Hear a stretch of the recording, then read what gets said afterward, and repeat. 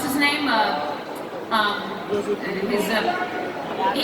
said, wait, he's going to the house of death. I wasn't invited into the house of death. I thought he was going to go in and he's going to see dead people.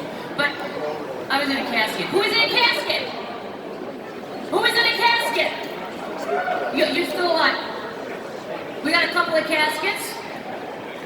Everybody else got phone calls? What? Oh, you left for your mother to find. He just disappeared. He just disappeared. Were you one of the only ones who didn't have, like, you left out unrequited love for Carmela? That's right. You and Bobby Bacala were kind of good souls when it came to that, weren't you? Well, at least I was. Everybody on the stage got that joke. Anyway, what was that here? Jerry Adler hair. Ladies and gentlemen, first of all, the most hated character on the show. Oh! That should have died. What happened to these guys? But regardless of that, a big thank you to all of you for coming out for the last 2 days. You guys made this possible. To all the cast members on the stage, whether you're in one episode and lived, or many and died, thank you from the bottom of our hearts for being here. And I know I was the most disliked, but I'm a really nice guy. I'm a fireman. I'm telling you. Woo! I got a question. Can we talk about David Chase a little bit? What was the interaction like on set with David Chase? And well, was it hard, easy to work with? Was he, you know, because everything in The Sopranos turned out absolutely perfect. And We do want to say something. We would like to thank all of you today for being here. Thank you so much. I'm going to say it for the 20th time, we'd be nothing without every single person in the seats and standing out there. Thank you. Give yourselves a hand. Thank you for showing up. Thank you, thank you, thank you.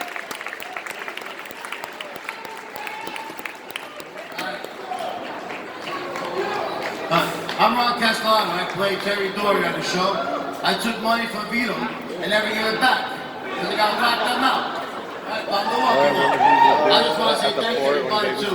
Love you all. My head.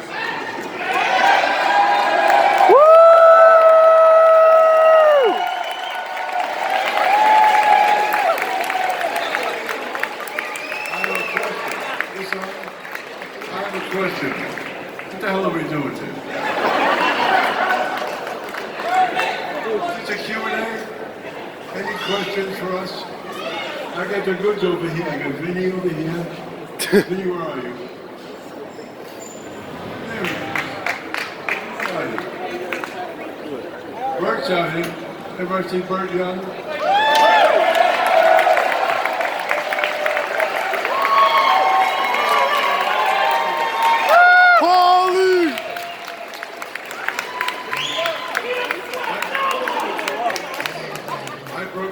I remember I got this chariot.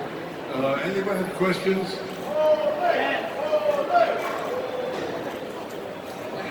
Nobody knows. You know where the answers. I got a question for Johnny Sack. Johnny Sack. Vinny. Where are you? Hi. One of my favorite scenes in the show was when you and Gene Gandolfini had conversations out of your house and the feds ran up on you guys. A little closer, go ahead. And the feds ran up on you guys and, Right. and Mr. Gandolfini takes off running. One of the funniest scenes in my opinion. Do you have any cool stories, any backstories about that scene for us? Yeah, it was about, it was 5 after 6 in the morning. On the December morning, it was ice cold. I said to Jimmy, do you know the dialogue? He said, no. Do you? I said, no. True story. Your brain doesn't work in that temperature. We warmed it up after a while. We got the scene going, which is, you know, what happens.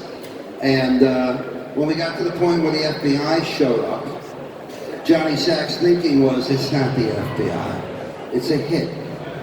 That's why he ran.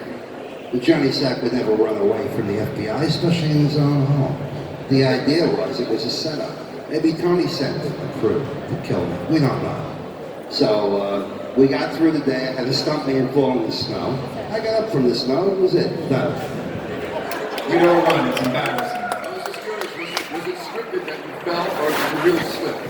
No, the stuntman. You know what a stuntman is? Sure, it was a stuntman. It was a stuntman. He slipped. That's it. Thank you. I just want you to know that this guy gave me the whirlpool duet so I can launder money. Get it? Quick question for all of you. Were any of you starstruck when you found out you were going to be working with a fellow actor on the show?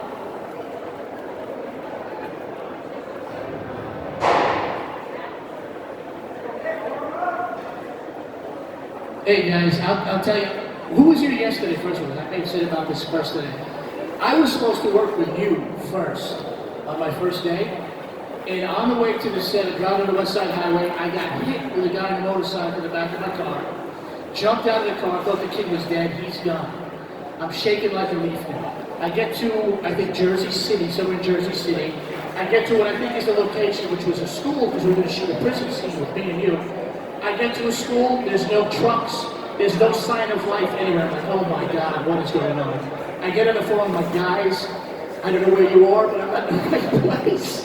So 45 minutes later, they send me 8 blocks away to a different school, and now, again, I'm in tears, I'm shaking, I'm like, it's the biggest job of my life up to that point. I'm getting fired, I'm done, I'm getting fired. I walk onto the set, I think I'm going to work with the great Vince, first of all. And now, to put the cream on the icing, or whatever that saying is, the tippy top of the iceberg, they say, no, you gotta go right to set, you're gonna work with Jimmy, the scenes have been flipped. I'm like, oh my God, you gotta be crazy, I'm not ready for this. I got on set, and James Gandolfini, the best of all time, gave me the biggest hug, and said, hey, we heard about your morning, it's all gonna be okay, and welcome to the family. And that was James Gandolfini on my first day, and I'll never forget that. And I did all my scenes with Jimmy and the great Vince, and to this day, I've never laughed as much with another actor as I have with my brother-in-law, Vince Chiarotolo. He's a sweetheart too, I love you guys. Love everybody, God bless the fans too, I love you guys. I remember I was in season 4, so this was legendary by season 4. And you know those commercials? My friends saw me, my first scene was with James Gandolfini and Bamala and Dominic, and my friends watched it and said it was like watching those Dirt Devil commercials where Fred Astaire is dancing with the Dirt Devil. One thing doesn't belong with the other. So when they would see me, did anybody ever have this with their friends? They finally saw you with all these legendary characters. It was surreal. I also remember how I found out how I was going to die. I found out how I was going to die in a costume fitting for my first episode. They say, Christine, Juliet, the costume lady, she said, this is Aida Turturro. And I said, hello. She said, oh, hi. Christine's going to play Bacala's wife. And Aida went, oh, yeah, and then something happened. And that's how I found out. I also was knitting a Harry Potter scarf in the coffin between takes. So underneath the pillow of the coffin is a Harry Potter scarf. Little known fact. What were they going to do, fire me? Everybody, I'd like to say something real quick. I'm over here. Over here. No. Sit. I'm Gina. I'm Joe Fallon's wife. He's one of the co-creators of this. And I just need to tell you.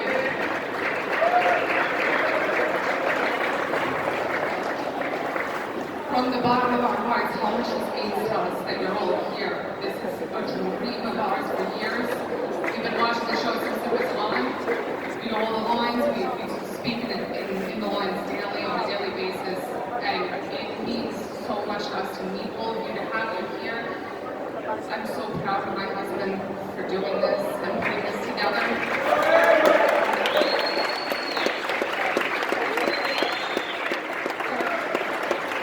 That's our cue. He's like, I look at to show everybody what he's made of and what he's capable of. And I couldn't be more proud, and I'm so thankful to meet all of you and that you're all here. Thank you for being here.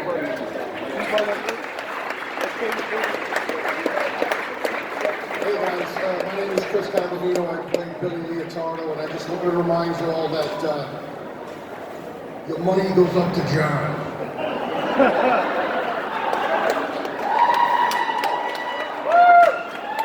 I gotta shut it down. we have someone here who played an integral part in a part of the storyline that you don't hear too much about, especially in America. Maybe if you go to Italy, but this is Sophia. You recognize her as a big boss. Here we are, Sophia. Thank you everybody for coming out. This was so special for us to have this reunion, but also as far as the character that David Chase created, and it gave so much power to women how we are, and he was so ahead of his time to show the side of women that has always existed, but because of cultures, marriage, religion, whatever, women have been oppressed and suppressed. And here you see a woman who's feminine and strong, but going toe-to-toe with Tony Soprano, a woman of the lady boss, as in the Camorra, which is the difference with the mafia, where the women take over if the men are incarcerated or dying. So he showed what these women are. Now, on the wrong side of the law, of course, but strong, resilient, wonderful women, and I'm so grateful to be part of this amazing, amazing group of actors. I'm so blessed and so grateful for all of you. Happy Thanksgiving. Can I just say one thing? Can we all just take a really 1 minute of silence in honor of James Gandolfini right now?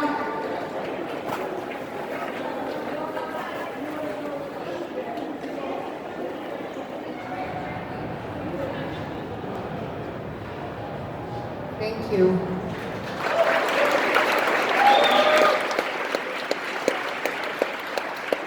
I was Georgie in the Barbarian. I was in 16 episodes, and in 12 of them, I got the shit kicked out of me. And I don't give a shit about any of these fucking people.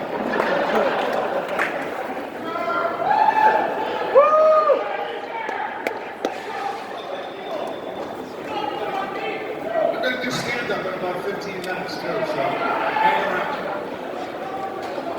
Anybody know any of you guys in Nova? Now come on, don't be a rude cocksucker, tell me. Ladies and gentlemen, I love you. Thank you for allowing me to be here. I'm not a celebrity, but this week you celebrated me and my Soprano family.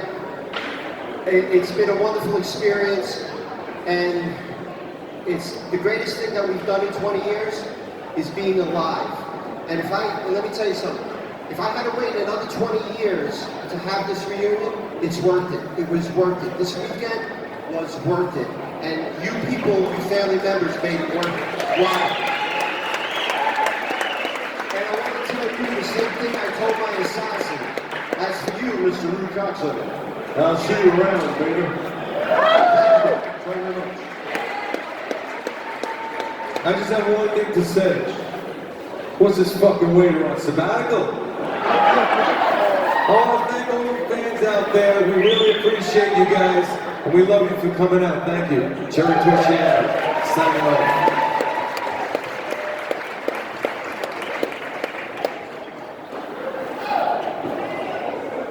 What you see up here, I consider some of the nicest people I've ever worked with.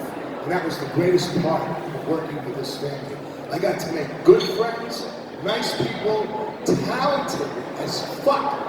And I'm so glad and happy that I got to work with them. And I'm so glad and happy I got to meet you. Would you like to do this again next year?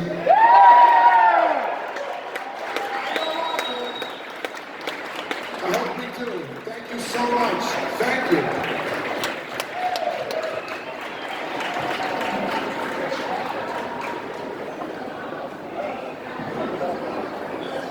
Episode 7. We shot the whole first year before the show was ever on the air, right? We shot the whole first season. No one knew the show was going to be a hit. No one knew it was going to be what it was.